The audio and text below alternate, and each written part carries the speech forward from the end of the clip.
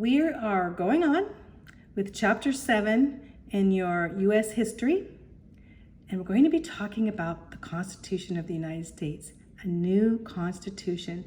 We just finished talking about the Articles of the Confederacy and how they had no power, no central government whatsoever and to do about anything. And then it wasn't working at all. And as George Washington said, he wasn't president then, he said, if we go on like this, we will end up drawing blood against each other. They had a rebellion, Shays' Rebellion, and they couldn't even put that rebellion down, and so now they knew, yes, now was the time. We need a strong Constitution of the United States. So we're going to talk about the preliminary meetings, the Constitutional Convention, a new Constitution, the Great Compromise, and other compromises. So here, let's go. This Constitution has set a precedent for countries all over the world, because not only was this Constitution, formed in necessity, it was formed from the great revivals that happened, and from those that were on their knees in prayer, and they actually set the Bible down, Bible principles in the Constitution of the United States. It indeed was a miracle of mankind. So let's begin. The preliminary meetings of the Constitution. So remember, they have the articles, and so they're thinking, how can we get together? Well, they weren't even getting together with the articles for the Confederation, but they thought, we need to get together. Virginia and Maryland fell into this navigation problems on the Potomac River. They said, we're having problems. We need to have somebody help negotiate our problems. And so George Washington, who was not president yet, he invited Virginia and Maryland to come to his house. He lived in Mount Vernon. So when you think Mount Vernon Convention, it was at his house. And here's his house in Mount Vernon, his plantation there. And so it was on the Potomac. So basically he invited them to come. Well, the Virginia legislators sent delegates to Maryland, and Maryland did. And both of them thought, man, this is a great idea. We need to get together. In 1785, George Washington, as he invited him to his home in hospitality, they wanted the states to get together. But they knew they couldn't do it at George Washington's home. And so they thought, where could we do it? So the conference now was planned. It was so successful that they planned it to have another convention. And they said, we should have it in Maryland. Virginia and Maryland were there, right? And so Maryland says, let's have a convention, invite all the states to Annapolis, Maryland in 1786. So the next meeting they were trying to get together would be in Maryland. The Annapolis Convention in 1786 then led to the Philadelphia Convention. Well, the Maryland Convention in Annapolis seemed very disappointing only because only 5 states came. Only 5 states out of 13 is not too much. So not very much real business could be done. They couldn't do much. But the guys that were there were a couple guys that were there that were very knowledgeable and knew how to present this new Constitution coming up. And these 2 guys, one of them was named Alexander Hamilton, and he lived in 1757 to 1804. He actually was shot in a duel then, but anyway, and he was of New York. And then there was a man named James Madison, and he lived in 1751 to 1836, and he was of Virginia. So they called the states together. It says Annapolis never worked. Only 5 states came, but Madison and Hamilton convinced the other convention people there that they needed to have a big convention in Philadelphia and bring in all the states, not just 5 states. And so this Philadelphia convention would be the beginning of the Constitution. So they were all to send delegates to Philadelphia to discuss the new national government.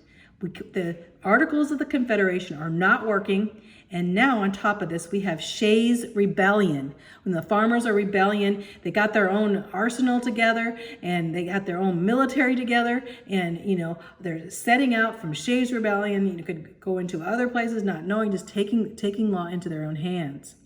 And so basically, both Hamilton and Madison said the sole purpose is to revise the Articles of the Confederation. So that's what they told them. They said, we're just going to revise it. Well, they ended up not revising. They had to make a whole new constitution, right? But every state sent delegates to Philadelphia because they were afraid of this Shays Rebellion, except for one state that did not send it. They stood back and just watched what was happening, and that was Rhode Island. So all the states did send.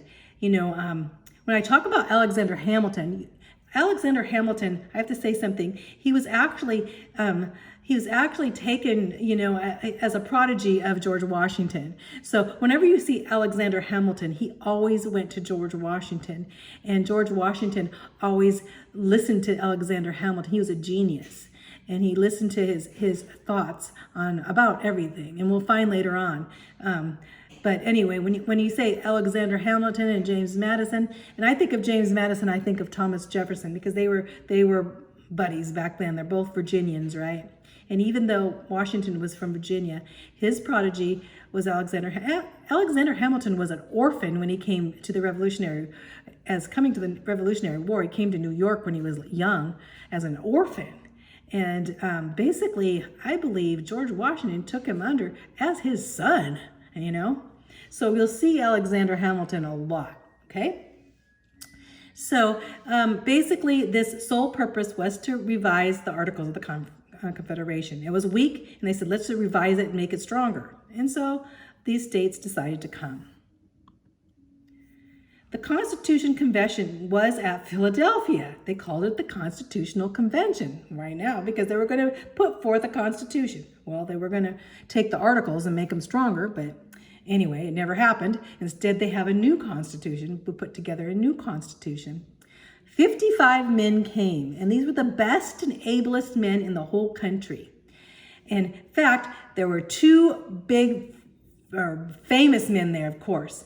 First of all, Benjamin Franklin, we know he was a scientist, and found out about electricity and all these different things. He was a spokesman. Franklin came.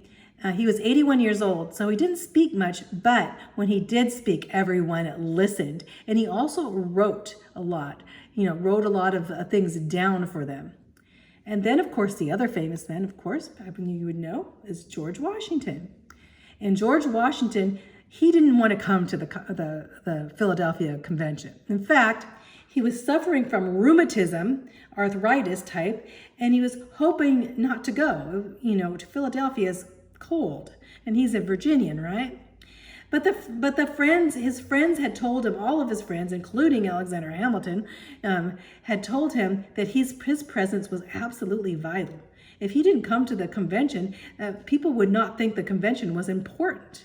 So he came. He spoke only once, but he lent his dignity to the meeting, and he presided over the Philadelphia Convention of the Constitution.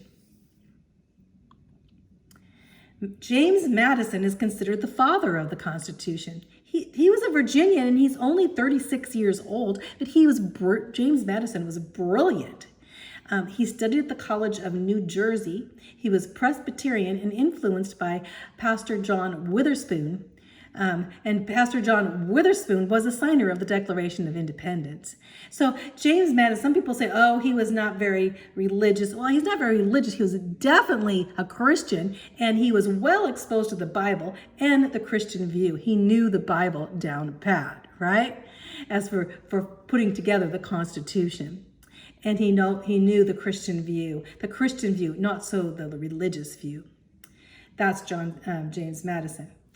And he also knew there was a need for moral-based government that was good, a government that was based on morality, and to restrain the sinfulness of humanity. He knew that man is naturally sinful. In some way, government need to restrain man's sinfulness. That's what government's for, so that everyone doesn't go wild and sinful. That he basically, this was what God had put government for. James Madison was right. So as to maintain the balance between individual freedom and civil peace. He said, this Constitution is mandatory. So basically, and he wrote here, the happy union of the states is a wonderful. Their Constitution, a miracle. Their example, the hope of liberty throughout the world. Basically setting forth an example at 36 years old. That's James Madison. Other delegates came in. Many of the delegates were trained. Remember, there's 55 of them. Many were trained in law, and half were college graduates. 7 of them were state governors. Half of them served in the Confederation Congresses, right? So a lot of them were merchants, some planters, some doctors, physicians, I should say, and college professors and lawyers. And they were all in very high regard to their states. And many of them were young. In fact, the average age of the Constitution Convention was only 40 years old. Jonathan Dayton, he was only 26 years old as a delegate to the Constitution of the United States. They all had wisdom beyond their ages.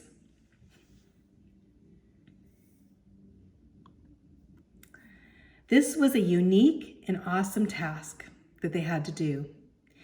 We had to decide forever the fate of the Republican government of the United States. They had to decide forever. Some were absent at certain times that just wrote down their ideas, but all of them were there at some time. And some of them had key roles in their writings as they wrote things down. In fact, there were some very important people that were absent from the Constitutional Convention. Some people, I always thought they were there, but they were absent. One was Thomas Jefferson. Thomas Jefferson was serving as an ambassador in France. He spent lots of time in France, as we see. Here's Thomas Jefferson when he was younger. He had red hair before they put a wig on him. So there's Thomas Jefferson. Another was Thomas Paine, and Thomas Paine was and John Adams both were in Great Britain as ambassadors in Great Britain. So we have John Adams and we have Thomas Paine. And then we also have Patrick Henry. Remember, give me liberty or death? He chose not to be there. He did not want a stronger government. He was worried that we would have too strong of a government. We'd have to have a king. And he didn't want a king, and he didn't want a ruler to rule everybody like they had in Europe. So basically, Patrick Henry did not come. And I should say this was John Adams and Samuel. This is Samuel Adams. Samuel Adams and John Hancock. They were signers on the Constitution. John Hancock's big signature. They were not chosen to come. So here we have a lot of people that were missing. Thomas Jefferson, Samuel Adams, my goodness, John Adams, Thomas Paine, that had wrote through his pamphlets that actually bring forth on the common sense, on the common sense of the revolution. So these were they were patriots, very patriots. The only one that really wasn't in the fighting of all of this, Thomas Jefferson, was in France, So anyway, they actually wrote a lot of what they thought about the Constitution and wrote it down. So they did have a part, but they weren't physically there. The beginning of the convention, it was scheduled for May 14th, 1787, but traveling conditions detained it. So May 14th, they thought, let's go. Well, they didn't have enough people there. So they had to wait till May 25th, that's my birthday, 1787, and they had a quorum of the states that had arrived. And they gathered in Independence Hall in Philadelphia. And right away, they unanimously voted George Washington to preside over the convention. And so they would conduct business, and every one of the delegates would have, they would have one vote per state. Also, they felt the proceedings should be kept secret at first. Not so secret, they just don't want to get out, and then they would have various pressure groups, groups coming in and criticize them, and they'd have fights going on about everything. So they wanted everything to be kept private until they could actually decide what they were doing on certain subjects, right? A new constitution, right? So there was a call then at the beginning to revise the Articles of the Confederacy. Remember, there, and but most knew to solve the nation's problem, they need a stronger government than the Confederacy. So they wanted to strengthen. They said we need to go back to square one. Confederacy doesn't work. And so they made a bold decision to put aside the Articles at this time and draft a new Constitution. George Washington said, "It is too probable that no plan we propose will be adopted unless we raise a standard to which the wise and honest can repair. The event is in the hand of God." So basically he was saying the event is in the Creator. And he went on and said that we have to do this. We have to have a new Constitution. There were 6 proposed outlines in the preamble. The preamble is the first part of the Constitution that said why they needed a new Constitution. Why did they? It said, "We, the people of the United States of America, in order to form a more perfect union, establish justice, ensure domestic tranquility, provide for the common defense, promote the general welfare, and secure the blessings of liberty, to protect ourselves and our posterity, to ordain and establish this Constitution for the United States of America." So we need this stuff. We need general welfare, or to promote general welfare. We need to secure the blessings of liberty, and we need common defense. These things we didn't have. So this is the reason we're having this Constitution, and we're not going to put forth the Articles of the Confederacy anymore. The Virginia and New Jersey plans. So they started off like, okay, we're going to have this federal system, but how are we going to deal with the states? We have some little tiny states and we have some big states with lots of people. So the federal system divided between the national and the states. And the Republican was the power with the people. So Republican at this time just meant representatives. Republican form of government has representatives. All the people of the whole state can't be coming running in at the same time and decide everything. They have to have representatives. And so that was the system. And the intricate system was to ensure basic political rights of all citizens. So the Republican system. Well, we have 2 states. We have Virginia and we have New Jersey. Virginia and New Jersey. The Virginia, they were a big state. And Edmund Randolph, he was the delegate of Virginia, and he basically said, okay, we're going to have a bicameral, means 2 legislators. That means we're going to have a Senate or a House of Representatives by state population. Let's go by our state population.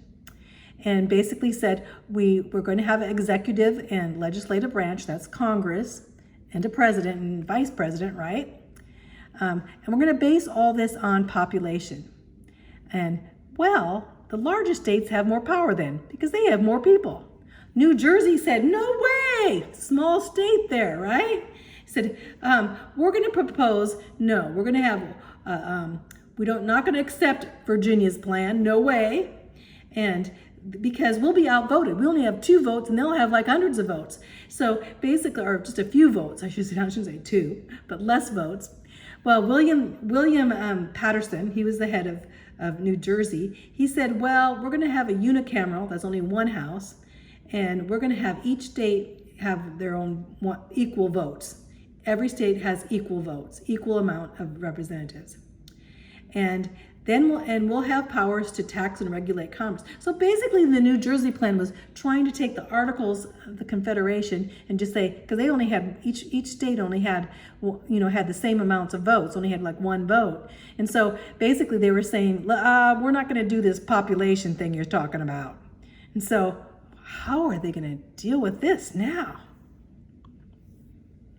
Benjamin Franklin, it got to be very heated. The debate, the small states were standing up and they were mad, and the big states were like, no, we're going by population. We have all these people, and they started fighting, verbally fighting, I should say. And there was this debate. So here comes Benjamin Franklin, and he stands up and he says, man, I have lived a long time. The longer I live, the more convincing proofs I see of this truth, that God governs in the affairs of men.